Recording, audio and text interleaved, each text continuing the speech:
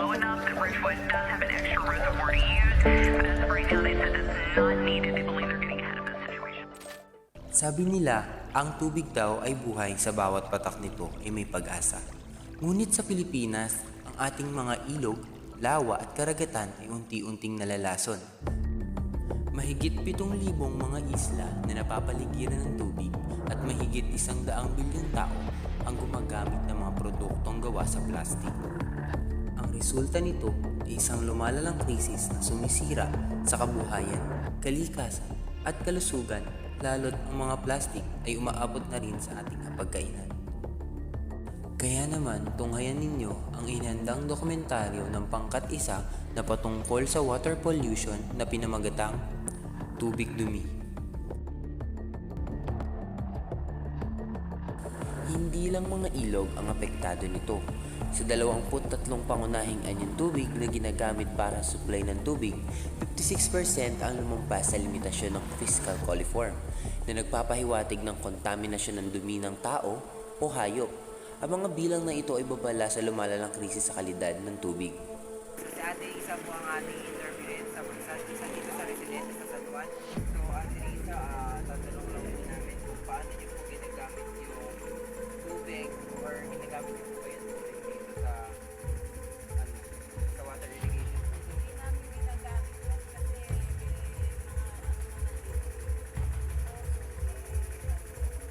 ano lang yan eh, sa palay lang talaga. So poso po yung madalas niyo po gamitin dito. Kaya may nawasan dito, may nawasan. Napansin niyo po ba na yung pagbabago ng kulay or amoy ng tubig po dito sa water irrigation dahil or kung saan po yung dahilan kung bakit nagbabago po yung kulay? Hindi naman kasi wala na yun lang naman eh. Tubig. Pero pag may lagi ng tubig galing sa dami, malinaw yung tubig. May epekto po ba ito sa mga kalusugan ng mga nakatira po dito or hanap buhay po ng mga nagtatanim dito kapag ka po may water po dito sa water irrigation dito sa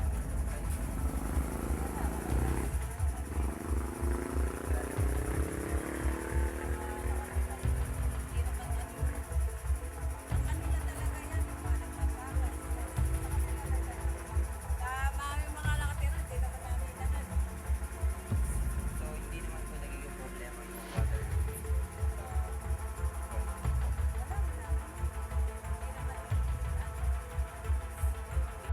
Ang polusyon sa tubig ay may malawak na epekto.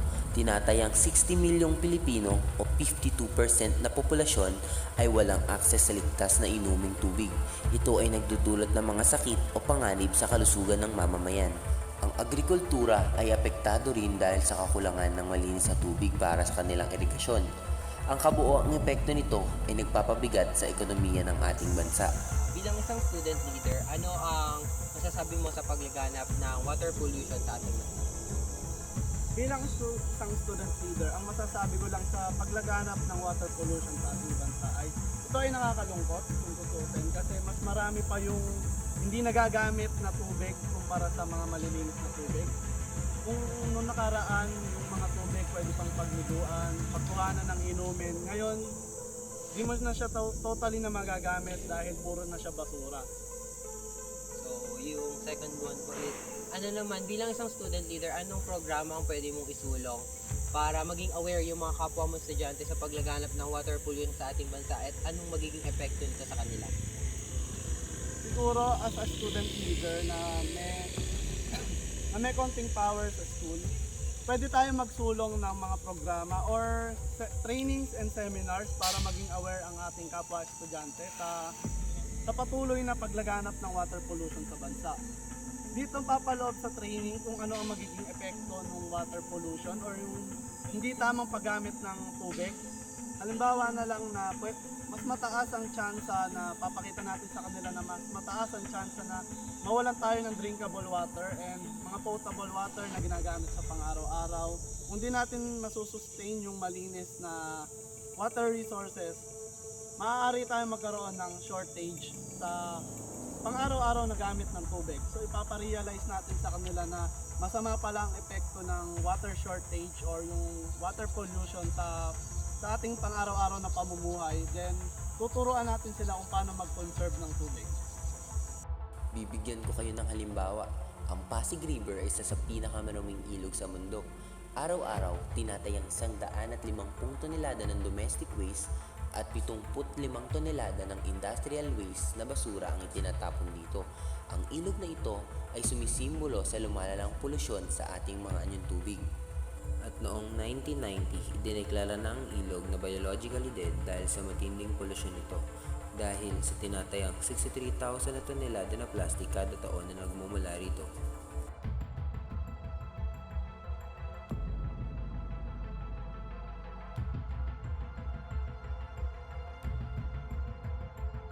Isa ang water pollution sa pangunahing suliranin ng pangkapaligiran na kinakaharap ng mundo ngayon. Ito ay tumutukoy sa kontaminasyon ng anyong tubig gaya ng ilog, lawa, dagat, bunsod ng iba't ibang uri ng basura na nagagaling sa mga tahanan, industriya at agrikultura.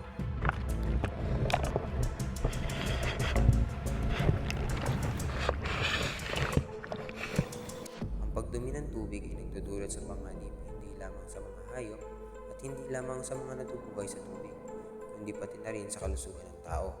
Maaari rin itong magdulot ng kakulangan sa malinis na inuming tubig, pagkasira ng ecosystem at pagbaba ng kabuhayan ng mga tao na umaasa sa yamang tubig.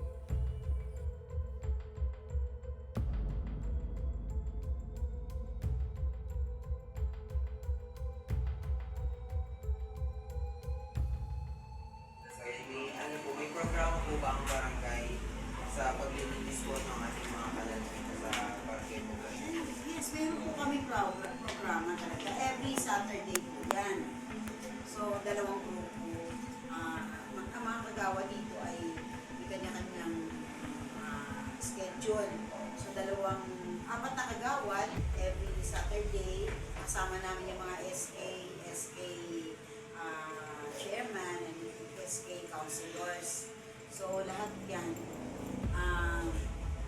naka-schedule. Kaya, yung last week lang, naka-schedule yung group 1 and 2. So, by to next Saturday ulit, kami nga pala yung last week. And then, ngayon Saturday 1 and 2. 3 and 4 kasi kami. I-edit mo na lang yan, Bea. Kasi, Number 2 po, paano nyo po namamanage yung mga basura and yung wastewater po sa mga kanal po? actually, kami talaga, marami kaming ginagawang tarpaulin para doon sa bawal magtapon ng basura sa mga kanal. Pero dahil isa sa problema namin dito, mga tao kasi parang hindi sila tawag ito, walang respeto. Kasi kung saan yung kanal, doon mo sila nagtatapon talaga ng basura. At sa nakikita namin, hindi yung basura na plastic lang, yung mga plastic bottle na mga basura, kundi may mga nakasupot pa. So, ang ginagawa namin, yun nga po, parang kami lang dapat ang maglinis na dapat katuwang natin ang mga mamamayan, yung ating mga communities para maibsan ang basura sa barangay. Pero sa nakikita namin sa isa sa naging problema talaga, instead na katuwang namin, parang kami lang sa barangay ang dapat maglinis ng mga kanal. Kasi pag nilinis namin ngayong next Saturday, bumalik kami ulit, nandun na naman ang mga basura. Kaya parang tao kulang sa disiplina. Kahit napakarami na namin ginagawa, pagtuturo, ng waste segregation, parang hindi natin kayang baguhin yung mga nakaugalian na ng mga tao. Pakarurumi talaga. Third po, ano po yung challenges na nararanasan nyo po sa mga water pollution? Example po din sa atin po yung nakalutong po nila po. Yung pollution kasi sa nakita ko kasi ngayon ang problema, yung mga nagtitinda ng isda, doon na sinabihan na sila, doon kasi nagtatapon ng yung pinagkaliskisan, yung kanal na supposedly yun ay nakakatulong dahil sa siyempre yung nakakatulong dahil nga nakukuhanan pa ng iba nun ng isda yung mga isda pa na nakakapag-mingwit sila dahil nga sa mga tao din may mga nagtitinda ng isda ginagawa nila ngayon tapunan ng mga kaliskis, mga hasang, so naging polluted ngayon ang mga creek natin, yung mga kanal, mga polluted na. Yun ang naging isa sa mga problema ng barangay. Last question ko na kasi, ano daw po yung mga hakbang na maaaring gawin ng bawat individual upang mabawasan yung emissions ng mga basura sa ating mga kanal? So nakikita ko sana na makatulong talaga pinatapunan.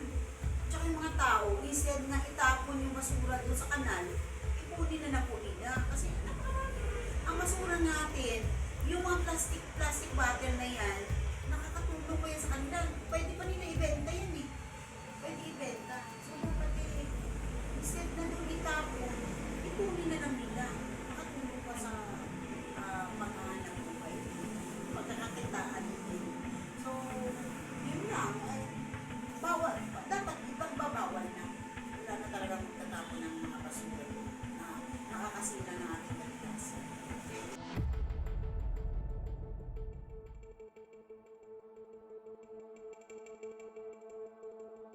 Kung titignan ninyo, pangatlo na ang Pilipinas sa mga bansang pinakamaraming nagtatapon ng mga domestic at industrial waste na basura sa ating mga karagatan. Hindi na ito nakakatuwa, kundi ito na ay nakakabahala. Dahil sa mga tinatapon natin na basura sa ating mga ilog at kanal, nagdudulot na ito ng pagbaha hindi lang sa ating bayan kundi sa ating buong sambayanan. Iniuulat ng DENR na karamihan sa ating mga ilog ay itinuturing na biologically dead.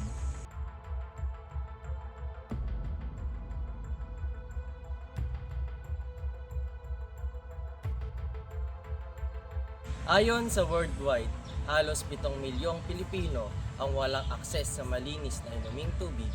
Isa sa mga dahilan nito ay ang polusyon sa mga ilog at lawa sa kanayunan.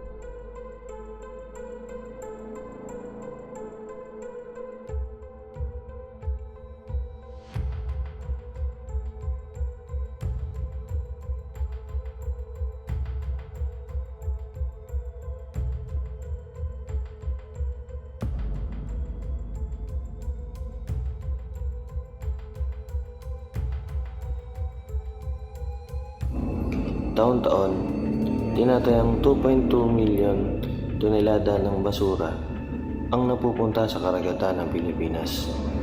Kasama rito ang plastic, kemikal, dumi na galing sa kabahayan at mga pabrika. Dahil dito, nalalason ang mga isda at delikado na ang pagkaing mga isda sa ibang lugar.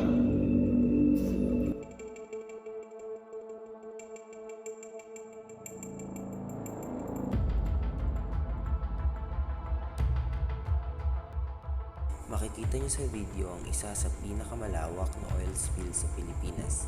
Panoorin nyo din ang isang ulat mula sa DZBB na patungkol sa water pollution.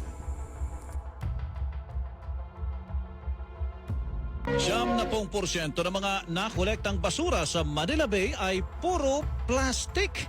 Ito ang lumabas sa unang taong pag-aaral ng Eco-Waste Coalition, De La Salle University Dasmariñas, Korean International Cooperation Agency at Department of Environment and Natural Resources. Kabilang sa kalibitang nakukolektang basura sa Manila Bay ay mga single-use plastic straw, sachet at maraming iba pa. Paglilinaw ng grupo, hindi dahil maraming basura ang nakita sa isang coastal area ay doon na nagmumula ang basura. Ngayong 2024, lalaki pa ng grupo ng information campaign ang pag-survey sa mga coastal area para malaman kung may epekto ito sa basurang makukolekta at masasurvey. Layon din ang pag-aaral na makatulong sa pagbalangkas ng mga tamang polisiya para tugunan ang polusyon sa dagat. Sinabi pa ng Eco-Waste Coalition na magiging daan din ang pag-aaral para magkaroon ng mga alternatibo sa tradisyonal na plastic sachet para tuluyang mabawasan ang plastic pollution sa karagatan. Our oceans sustain life. An abundant ocean can feed 1 billion people a healthy meal every day forever. But now they are being killed by throwaway plastics. The equivalent of 1 garbage truck of plastic is dumped in the sea every minute. 17.6 billion pounds every year. Plastic is everywhere in our ocean, floating on the surface, mixing in the salt water, and sitting on the ocean bottom, miles and miles deep. And once in the ocean, it never goes away. Over hundreds of years, it breaks down into small pieces. But those pieces, even the tiny ones called microplastics, are still plastic. Sea turtles are choking on it. Scientists say that over 60% of whale and dolphin species are affected by it. Zooplankton, the base of the ocean food chain, eat it. And so do we. It's in the water we drink. It's in our food. Microplastics have been found in our salt, our honey, and our beer. And sometimes even in the air we breathe. Companies are choosing to make something that will be used just once, from a material that lasts forever. If you don't like what throwaway plastics are already doing to our world, brace yourself. We face a tsunami of throwaway plastic in our and the ocean's future. 4 times more plastic will be produced between now and the middle of the century than has been produced in all of history. 4 times more. What can we do?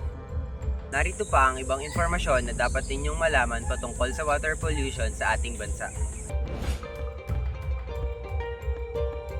Pagdating naman sa polusyon, kabilang sa mga environmental pollution na nararanasan ng mundo, ang air pollution, water pollution, at plastic pollution. Ayon sa World Bank, tinatayang 2.7 milyong tonelada ng plastic waste ang naiipon kada taon dito sa Pilipinas. At tinatayang 20% nito napupunta sa dagat. Kaya naman, nakitaan na ng microplastics ang ilang lamang dagat na kinakain natin tulad ng isda, tahong, at talaba. Dahil dito, inilunsad ng pamahalaan ang National Plan of Action for the Prevention, Reduction, and Management of Marine Litter, kung saan ang target ay zero waste to Philippine waters by 2040. These are individual ways by which we can contribute. Marami po ito ang ating behavioral choices and consumer choices natin. Dapat through education, nalalaman ng ating mga kababayan na ang paggamit ng single-use plastics ay nakakapalala ng ating sitwasyon sa climate change. Narito pa ang 8 hakbang upang maiwasan natin ang water pollution sa ating bansa.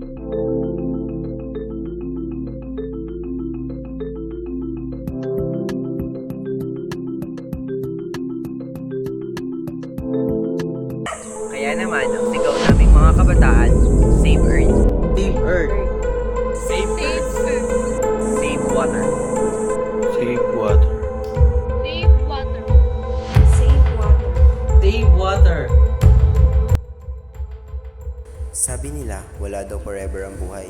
Pero papayag ba tayo na ang mga plastic na nakalutang sa ating mga anyang tubig ay magiging forever? Tumulong tayo bilang individual. Ngunit kalampagin din natin ang mga opisyal upang sila ay kumilos para ipatupad ang mga batas na nariyan na. Hindi na kailangan maging forever ang mga plastic. Kaya naman, magandang araw sa inyong lahat. Kami ang pangkat isa na nagbibigay sa inyo ng impormasyon patungkol sa water pollution sa ating bansa.